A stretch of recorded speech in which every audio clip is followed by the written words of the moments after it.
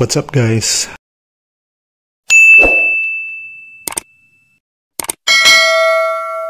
It's me, Blackjack, and welcome back sa aking YouTube channel. At kung bago pa lang kayo sa aking YouTube channel ay huwag niyong kalimutan na i-click ang aking subscribe button.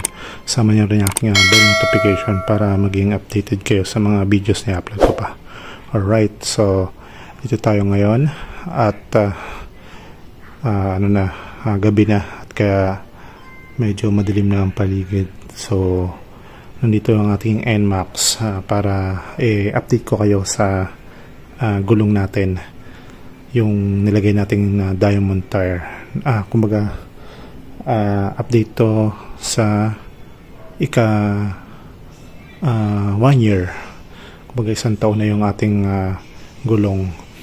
Nung nakaraan kasi nag-upload ako ng video, 8 months pa lang siya. So ito yung naging itsura niya. So ito yung video na yon. So ngayon ito na yung ika 1 year ng ating gulong. At actually tama, 1 year. At ito na yung itsura niya. So unahin na natin sa likod. Yan. So ito na yon. Kalbong kalbo na siya guys. Halos wala na talagang kain kahit sa gitna. At meron rin siyang malaking sapak. Yan, kita na yung mga ang tawag dito, spline niya. Yan siya guys. So kung tatanungin niyo ako kung madulas na siya, ay sobrang dulas na talaga niya kahit sa tag-ulan.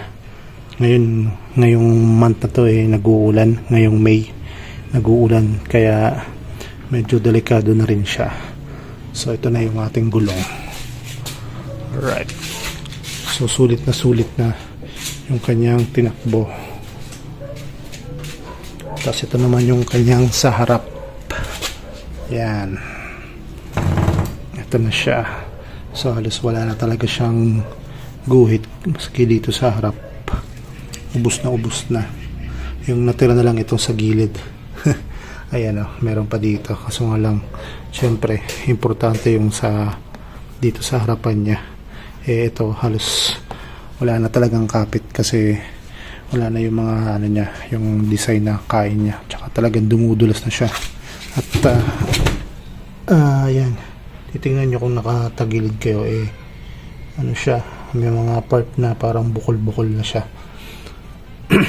So gaya nga ng mga previous ko na gulong, ang cause nito is yung hindi tamang lagay ng hangin. So nasusobrahan siya kung minsan, nagiging kasi ang PSI dapat sa harap 29. Siguro pag napapahanginan ko siya, walang calculation, kaya walang panukat. Pero kung meron kayong ganitong tools, ito yan, mas accurate yung masusukat yung gulong. So usually 20 kasi sa harap, so siguro nagagawa ko dyan siguro mga 30 pataas, which is dapat yung sa likod yung 30. Kung titingnan naman sa likod, unlike dun sa harap, wala siya naging bukol, smooth na bilog lang talaga siya. At yung ubos ng pagkakalbo niya, ayan, sobrang kinis na. So yung odo nito, kung ilan ang tinakbo, dagdag ko na lang din dun sa dati kong video na ginawa. Kasi nasukat natin siya from the start kung kailan siya tawag dito, kung ilan yung tinakbo niya. So lagay ko na lang sa screen kung ilan yung nadagdag after ng in-update ko nung nakaraan. So yan, yung bago niyang odo, 69,000, 735,000. So comment down below na lang guys kung sulit ba naging trip niya. Kumbaga naging niya, consume. At sa price niya, nabili ko siya ng 2.4, 2.3, mga ganun. So yung tatak niya is diamond tire. So kayo na guys, bahala kung gusto nyo bumili ng ganyang klase ng gulong. ano siya, dual tire siya nung bago. So ngayon ito na kalbo na, plain na lang siyang bilog. So ito yung itsura niya before and after. Ayan, ito yung sa likod. Ayan, then ito na yung dati niya ito, then itsura niya ngayon ito na. Then sa harap, ito yung dating itsura niya ngayon ito na. Alright, so yun na yung itsura ng ating gulong ngayong 2025. So ngayon guys, hindi pa tayo tapos dyan. So pagkatapos ng update, meron tayong gagawin. So ito, check na lang yung video na gagawin, yung next video. Alright, so mamaya na ulit.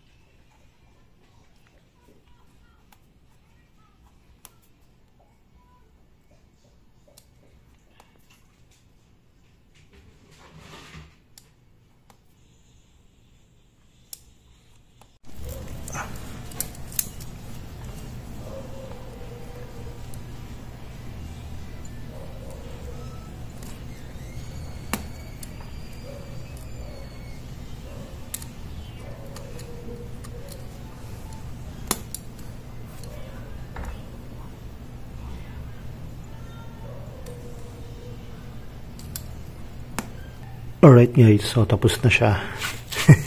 Ito na yung finished product ng ating regroup ng ating tire. So ito yung mga pinag-anoan niya, pinagtanggalan. So maninipis lang yung ginawa ko para hindi masyadong kumbaga mabutas, kasi actually sobrang nipis na talaga nito. At konting-konti na lang, pero yan, pinakita ko lang kung ano yung magiging itsura niya, kasi actually dito may mga kita na yung spline ba, yung tahi, ayan o, ayan. So kapag nilaliman pa natin mabubutas na siya. So tinry ko lang. So hindi ko ina-advise na gawin nyo din. Medyo pangit nga yung pagkakagawa ko, kasi dapat talaga yung pinakagamit nyo is is matalim talaga. So pero ito yung itsura niya. Ayan, kita ba? Nagkaroon naman ng ayan, ito lalo na to. Konting pako na lang, tapos na siya. Pamalit naman ako ng gulong, pero gusto ko lang i-try ito. So bigyan ko kayo ng magiging update kung ano yung magiging performance nito nung niregroup natin. Actually madulas na tong gulong ko. Ito, butas na talaga siya. May dito, kita na yung kabila. Ayan siya. So kung dito mabawasan ba yung dulas or ganun pa rin. Alright. So ayan, ito yung itsura ng likod. Ayan. Ayan. So yung mga gamit na ginamit ko dito, ito yon. So plies, kandila, then ininit ko siya, tapos unti-unting mayupi hanggang sa parang pa-letter U siya. So yan, ganyan. So yun, pag talagang tsatsagayin nyo, kasi kapag pumurol na, kailangan nyo ng palitan ulit ito. Pero tibay pa rin. So yung harap, tingnan natin. Ayan, ito naman yung harap. Medyo pangit lang yung pagkakagawa ko sa harap. Ayan. So meron na din siyang mga Ayan o.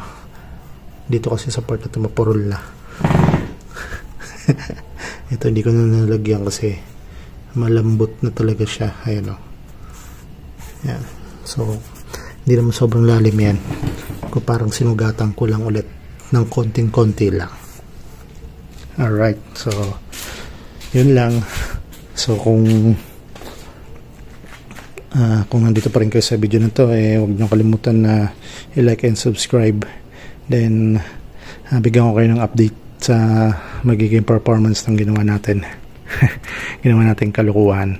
So, paalala lang, kung gagawin nyo to, tawag dito, kung gagawin nyo yung ganito is nasa sa inyo, then syempre risk nyo na rin yun, kayo rin naman yan.